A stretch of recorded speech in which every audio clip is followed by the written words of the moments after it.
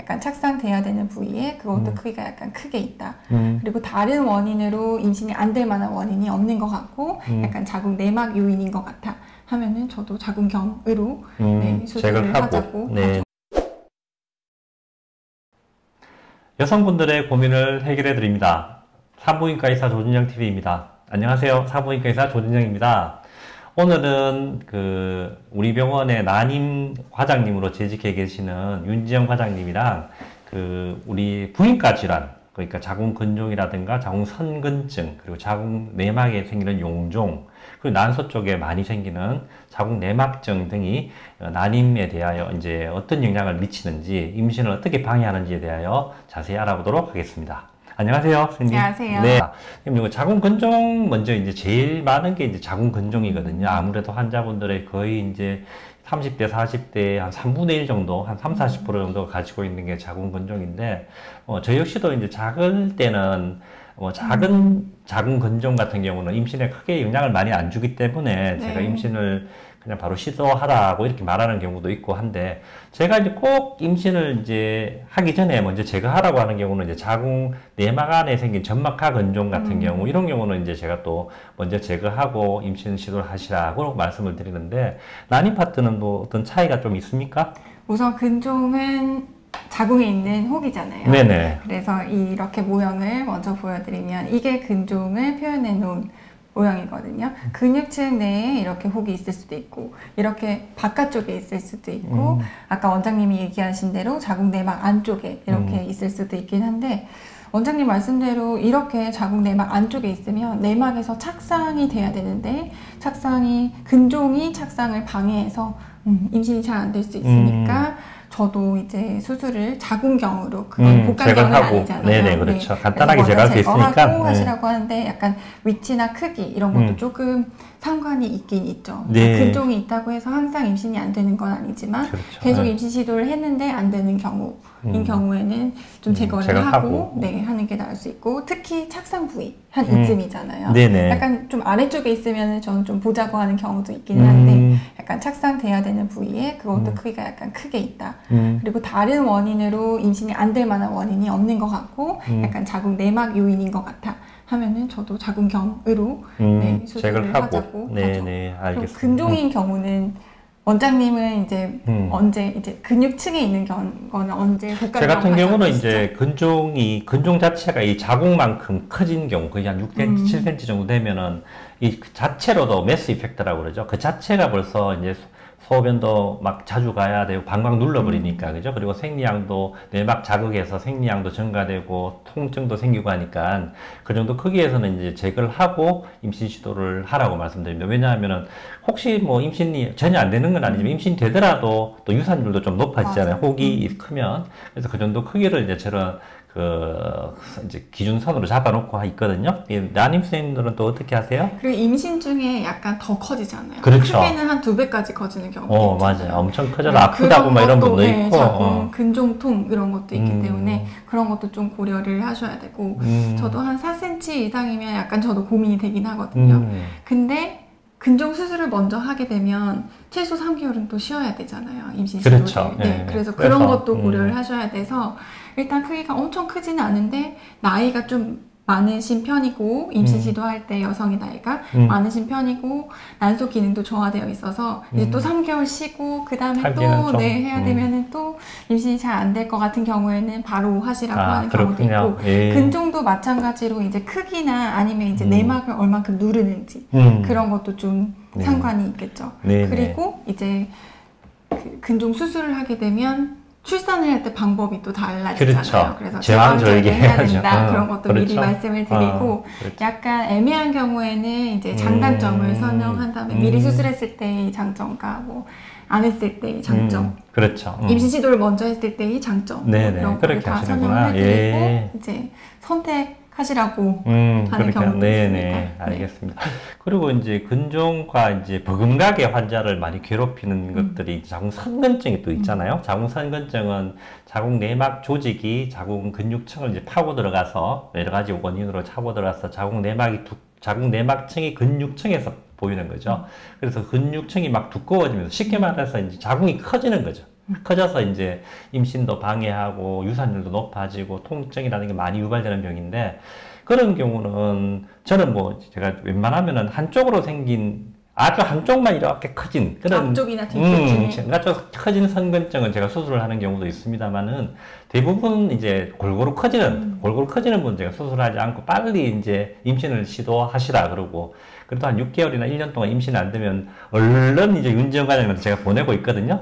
근데 어떤 그 인디케이션, 그 적응증 같은 게 있나요? 수술에 대한? 선근증이 이제 모형에서 보면은 이렇게, 그래서 근종은 약간 경계가 있어서 그렇죠. 수술하기가 좋잖아요. 네네. 근데 선근증은 아까 원장님 말씀하신 대로 근육층의 자궁 내막 조직이 퍼지는 거니까 약간 경계도 모호하고 그렇죠. 퍼져 있고. 네, 수술이 어려워요. 그래서. 네. 네. 근종처럼 이제 간단하게 수술하신 다음에 그걸 다 해결하고 이제 임신 시도를 하시면 됩니다 하면 좋겠지만 그게 아니라서 이제 저도 첫 번째 옵션이 수술은 아니고 근데 그 크기나 이런 거에 따라서 자궁 선근증이 있으면 나중에 이제 임신이 일단 안 될 수도 있고, 그 다음에 유산이나 조산의 가능성이 조금 증가하고 하기 때문에 그 크기에 따라서 저도 좀 판단을 하기는 하는데, 특히 시험관을 하게 되면은, 시험관 했을 때 이제 여성 호르몬 주사를 맞잖아요. 네네. 그러면은 그 자궁 크기가 더 커지거든요. 그 시기에. 그런 경우에는 이제 시험관에서 난자 채취하고 배아는 얼려놓은 다음에 그다음에 자궁 줄이는 약 원장님도 쓰시잖아요. 한 달에 한 번 맞는 거.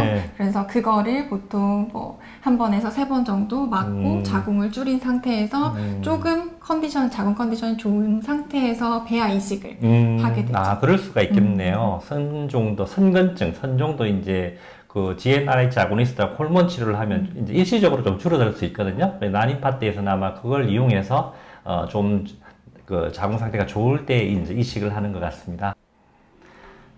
그리고 이제 또 부인과 질환하고 난임팠다고 연관되는 쪽 이제 질환이 또 흔한 게 자궁 내막 용종이죠. 자궁 내막 안에 생기는 가장 흔한 질환, 이게 자궁 내막 용종인데, 제가 생각하기에도 용종이 이제 많으면 아주 작은 거 하나는 뭐 내막 전체 이제 이게 면적이라고 그러죠. 그 면적이 넓으니까 크게 영향을 주지 않을 것 같다는 생각이 드는데, 용종이 많을 경우는 아무래도 아기가 착상할 부위가 줄어드니까 영향을 많이 줄 것 같아요. 그리고 이제 비정상 출혈도 많이 생기니까.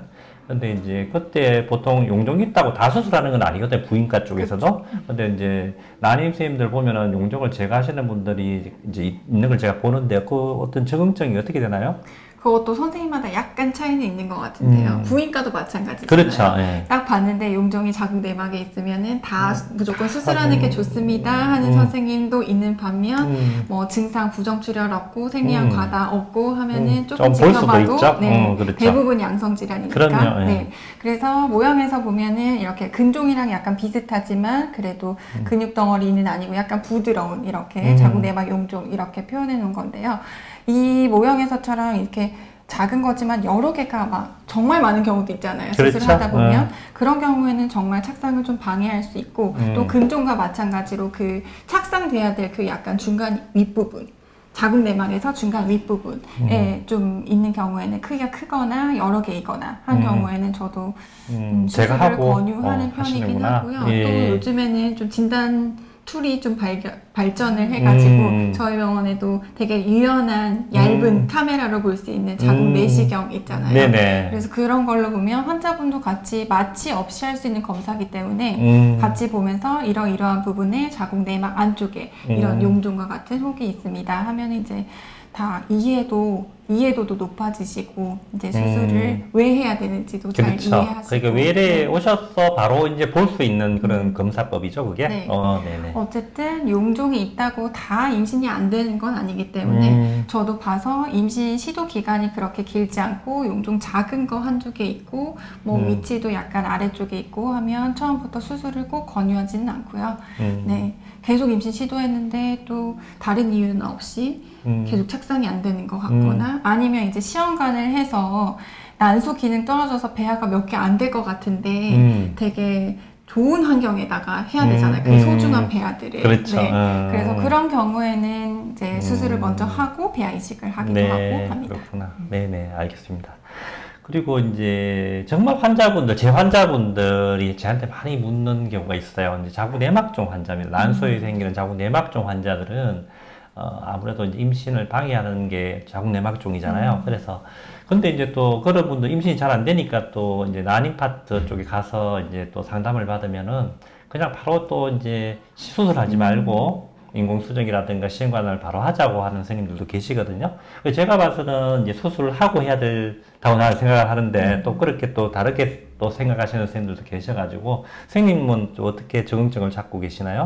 네, 우선 자궁 내막증 이러면은 뭐 이미 원장님 방에서 이제 설명을 들으신 분들은 이해를 잘 하시는 경우도 있지만 이름이 좀 헷갈리잖아요. 네네. 자궁 내막증인데 난소에 혹이 있다. 자궁 내막에 문제가 있는 거 아니냐 뭐 이렇게 물어보시기도 하는데 자궁 내막증은 이렇게 난소에 혹이 여러 종류가 있는데 그 중에 이제 자궁 내막증 종류가 하나가 있는데 그런 경우에는 골반 유착 있는 경우도 많잖아요. 그렇죠. 그래서 유착 때문에 또 임신이 잘 안 될 수도 있어서 난소 기능을 먼저 체크를 한 다음에 나이나 난소 기능 체크를 해서 아직 좀 난소 기능이 좋은 편이고 자연 임신 시도도 할 만하겠다 하면은 이제 수술을 먼저 하고 그럼 난소 기능 많이 떨어지지도 않기 때문에 그러면서 이제 복강경 수술할 때 유착 있으면 유착 다 제거해 주시잖아요. 그렇죠. 그러니까 보통 교과서에서 봐도 자궁 내막증 수술을 한 다음에 한 6개월 정도에는 임신이 자연 임신이 좀 성공률이 좀 높은 편이라고 되어 있거든요. 그렇죠. 네. 네. 그래서 그런 경우에는 수술을 먼저 해보셔도 좋을 것 같습니다. 라고 하는데 나이가 많으신 경우나 난소 기능이 너무 떨어져 있는데 수술을 하면 또 난소 기능이 더 떨어지니까 그런 경우에는 이제 임신 시도를 먼저 해보시는 게 나을 것 같다고 말씀드리고 그런 경우는 시험관 해야 되는 경우가 많아요. 골반 유착이 있으면 나팔관도 움직임이 좋지 않기 때문에 자연적으로 수정이 안 될 수도 있고 해서 시험관을 먼저 해야 될 것 같고 임신이 좀 급하고 난소 기능 떨어져 있고 나이 많으시고 하면은 수술보다는 바로 이제 시험관 쪽을 임신 시도를 하는 거구나. 네, 알겠습니다. 네, 오늘은 자궁과 난소의 대표 질환과 난임과의 관계에 대하여 윤지영 관장님을 모시고 이야기를 나누었습니다. 다음 주에 또 더 재밌는 내용을 가지고 찾아뵙도록 하겠습니다. 좋아요, 구독 많이 눌러주시기 바랍니다. 감사합니다.